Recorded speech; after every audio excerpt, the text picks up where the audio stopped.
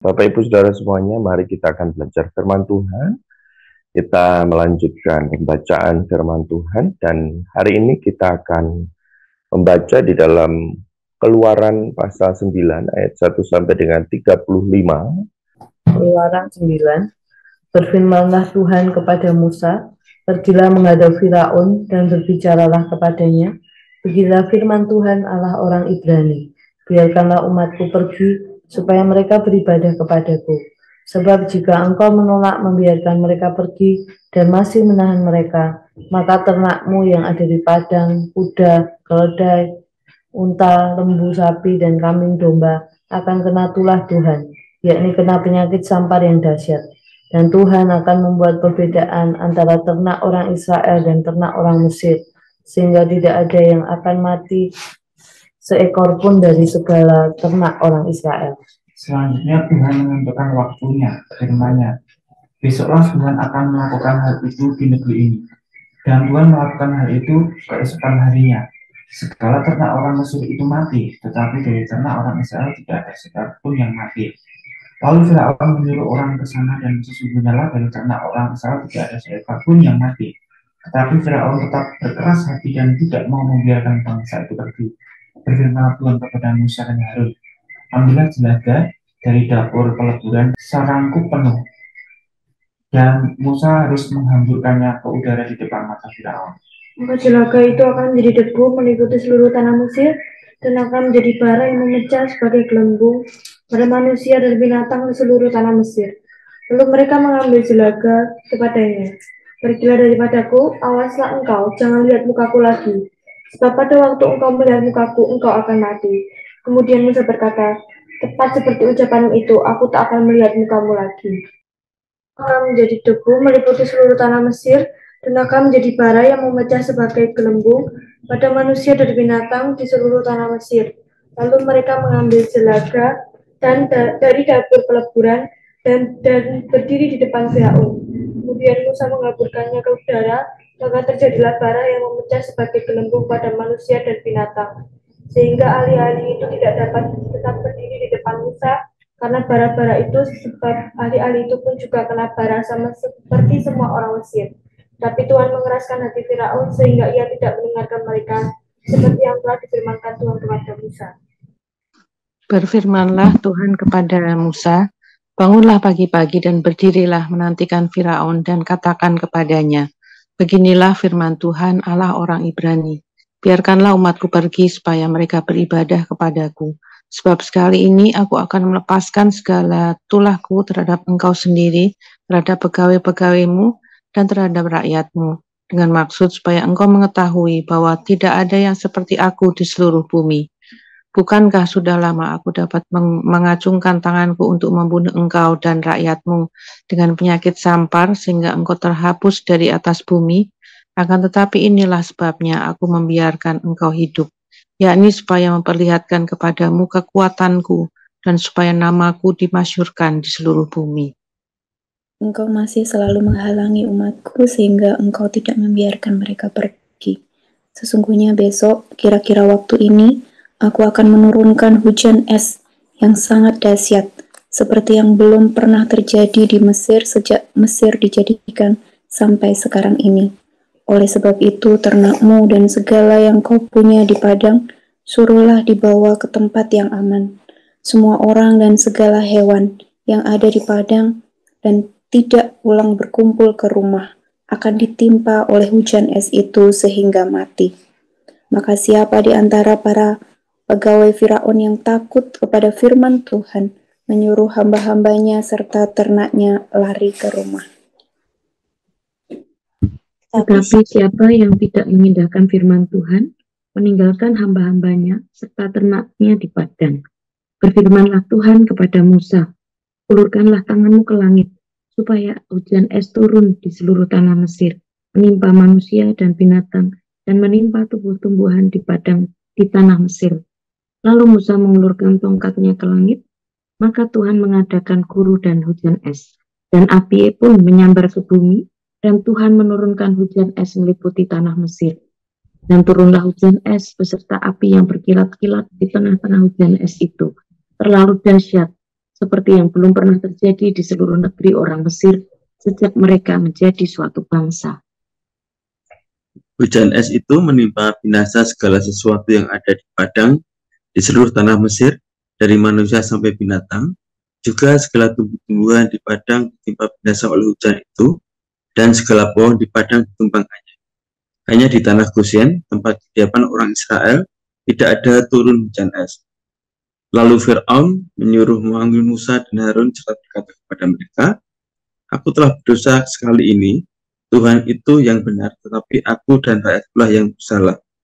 Berdoalah kepada Tuhan, guru yang sangat dahsyat dan hujan itu sudah cukup.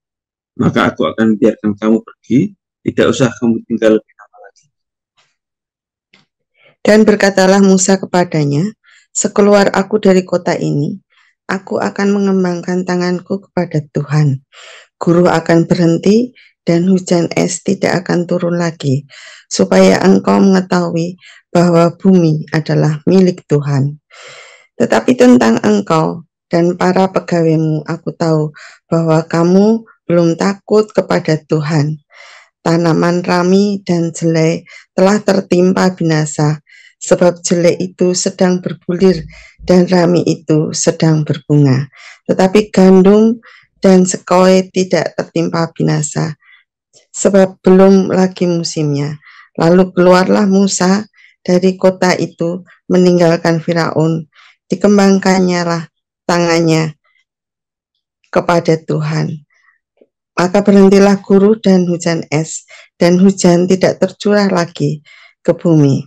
Tetapi ketika Firaun melihat bahwa hujan es dan guru telah berhenti, maka teruslah ia berbuat dosa.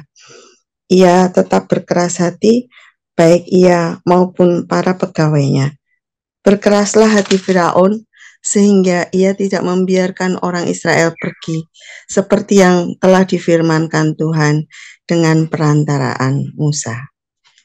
Puji Tuhan, Bapak Ibu Saudara semuanya, terima kasih sudah berpartisipasi.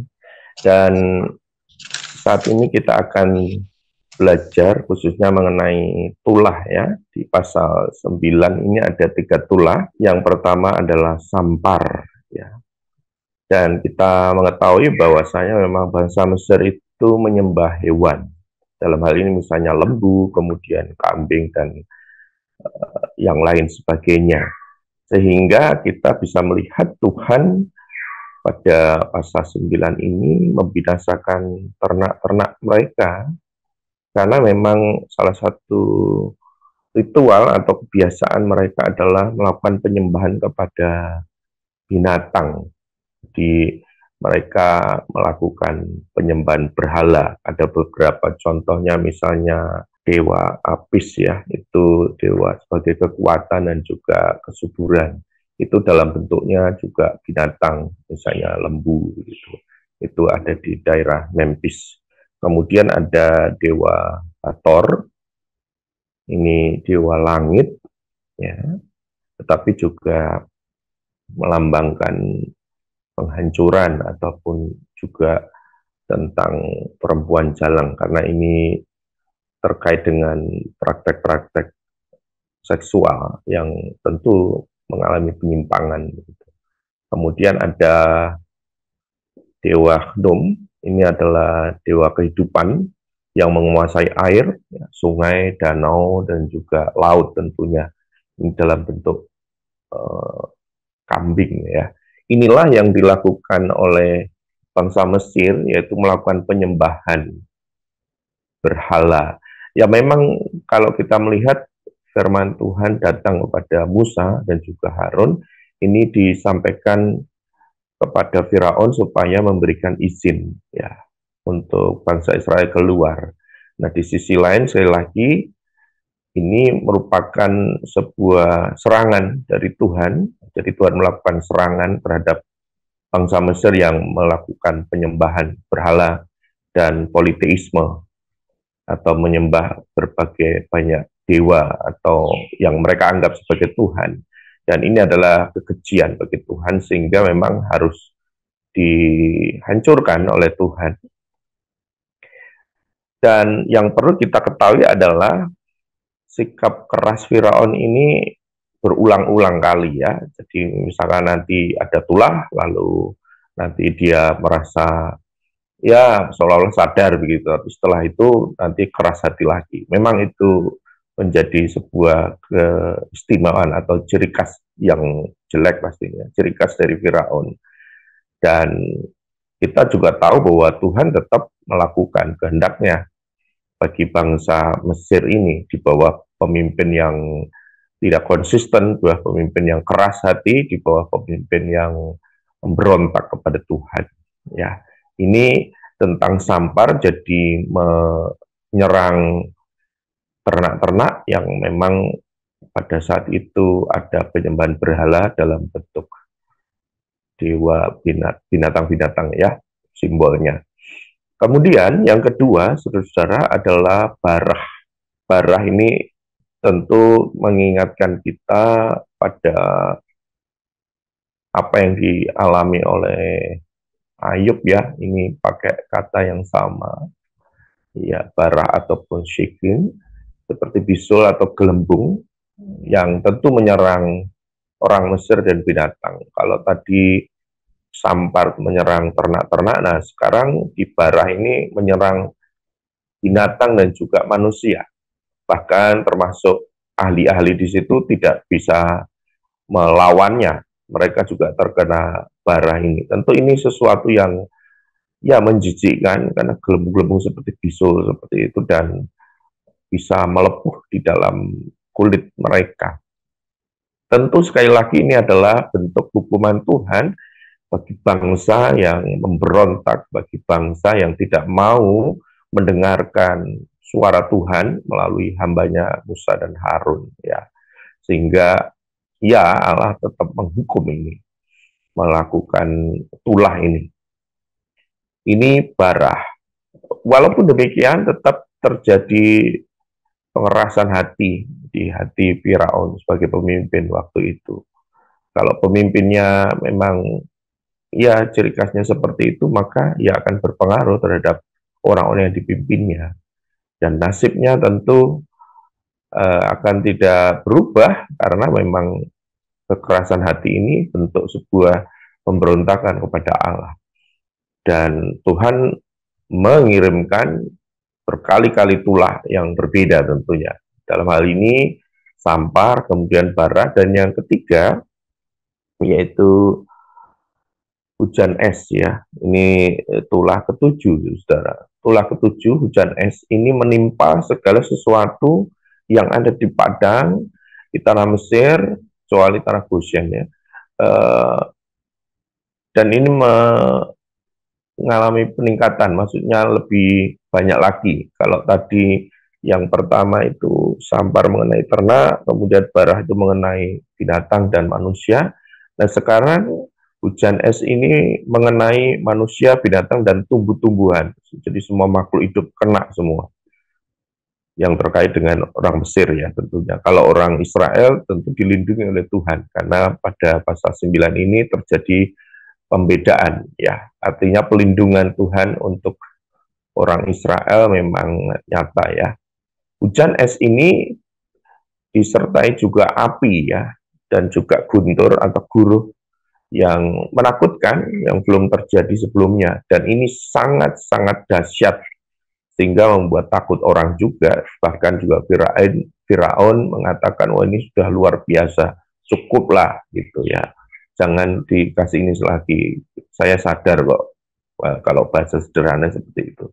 Tapi lagi-lagi memang itulah tabiat dari si Firaun yang memang keras hati, dan tidak konsisten dengan apa yang dia katakan dan lakukan. Saudara, inilah bentuk hukuman Tuhan yang luar biasa, yang dahsyat.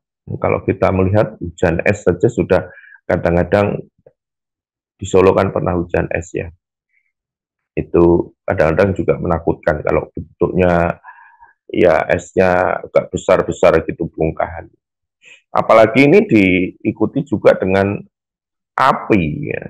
Jadi air es ya dengan api, dan ada guruh atau guntur ya, atau petir, itu menakutkan sekali. orang tidak berani keluar pasti. Saudara, inilah hukuman Tuhan yang sangat dahsyat bagi bangsa yang jahat, saudara. Nah, sebagai amanat teksnya adalah Allah menghukum bangsa Mesir yang menyembah berhala tadi dalam bentuk simbol binatang-binatang itu. Kemudian menolak perintahnya. Firaun itu menolak perintah Tuhan yang disampaikan kepada Musa dan Harun itu, bahwasanya Firaun itu harus memberikan izin untuk bangsa Israel keluar dari Mesir menuju ke tanah perjanjian. Tapi ya dia menolaknya dan bahkan meremehkan pribadi Tuhan dengan keras hati, dengan berkali-kali mengingkari janjinya itu meremehkan pribadi Tuhan. Ini satu hal yang sangat tidak baik. Nah, sebagai aplikasinya adalah apakah saudara akan terus menyembahnya? Jadi bukan seperti bangsa Mesir yang tidak mau menyembah Tuhan yang benar, lalu menerima, mendengar perintahnya ketika Tuhan berbicara, dan menghormati, bukan meremehkannya, menghormati dan melakukan kehendaknya. Mari, saudara semuanya, kita menjadi pribadi yang taat kepadanya, kita menyembah dengan sungguh-sungguh, mendengar suaranya, menghormati Tuhan secara semestinya, ya, dan taat kepada kehendaknya. Kiranya Tuhan memberkati kita semuanya, dan firman Tuhan ini menjadi tuntunan panduan untuk kita semuanya. Amin. Tuhan memberkati. Ya, terima kasih Saudara Irawan yang sudah menyampaikan firman Tuhan. Kita diingatkan tentang supremasi Tuhan dan juga ketetapan hati bangsa Israel untuk terus menyembah Tuhan. Ku menyembah dalam hadirat-Mu.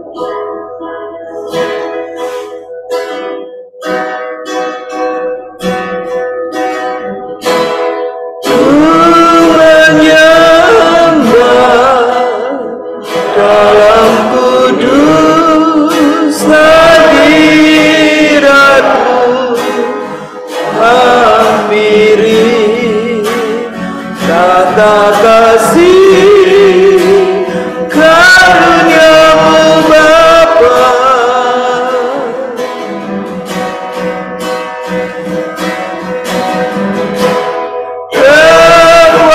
Kekuatanku hanya dalam hadirat-Mu, Yesusku, hanya Kaulah segalanya. Ku menyembah,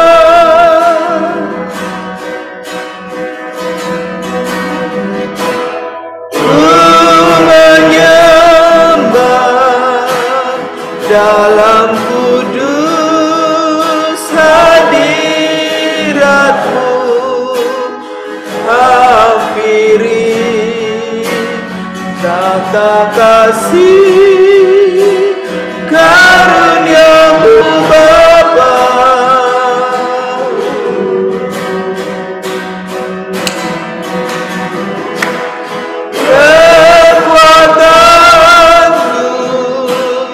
Hanya dalam hadirat-Mu, Yesusku, hanya Kaulah segalanya. Ku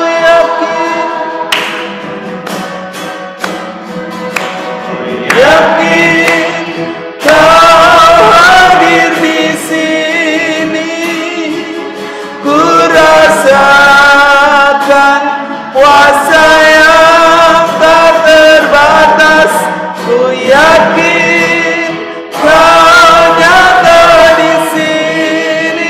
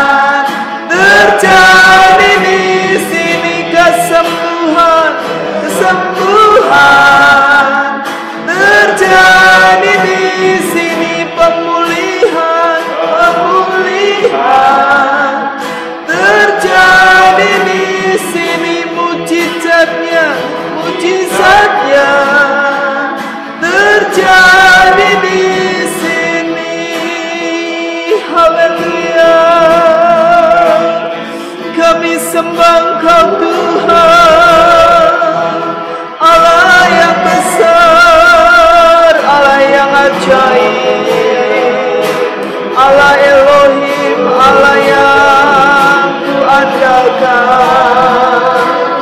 Haleluya. Mari kita mengucap syukur dan kita terus mau berkomitmen untuk menyembah Allah di dalam Yesus Kristus sebagai satu-satunya Allah yang hidup, yang kita percaya sampai akhir hidup kita. Kita mau supaya kita bersama dengan keluarga kita tetap komitmen menyembah Tuhan. Sekalipun ada tantangan, ada kesulitan, kita mau terus percaya, terus berdoa supaya umat Tuhan juga tetap setia kepada Tuhan, menyembah Tuhan. Mari kita mengucap syukur bersama-sama. Bapa, aku bersyukur kepadamu Tuhan. Aku bangga memiliki Allah yang hidup di dalam Yesus Kristus. Allah yang sudah mendemonstrasikan kuasanya melalui Tuhan hamba-Mu Musa, mengingatkan kepada kami semua bahwa Allah yang sama yang kami sembah sanggup menolong kami, sanggup memberikan jalan keluar kepada kami, sanggup memberikan kesembuhan, memberikan mujizat, bahkan pertolongan di saat ada tantangan, ada kesulitan. Segala sakit penyakit kami sudah ditanggung oleh kuasa darah Yesus di kayu salib. Oleh sebab itu kami semua Tuhan yang menyembah Tuhan diberi tubuh yang sehat, diberi kekuatan, mengalami mujizat Tuhan. Kami mengucap syukur kepadamu Tuhan, karena kami memiliki Engkau dan dimiliki oleh Engkau, Allah yang hidup, Allah yang berkuasa di dalam Yesus Kristus. Terima kasih Tuhan, terima kasih.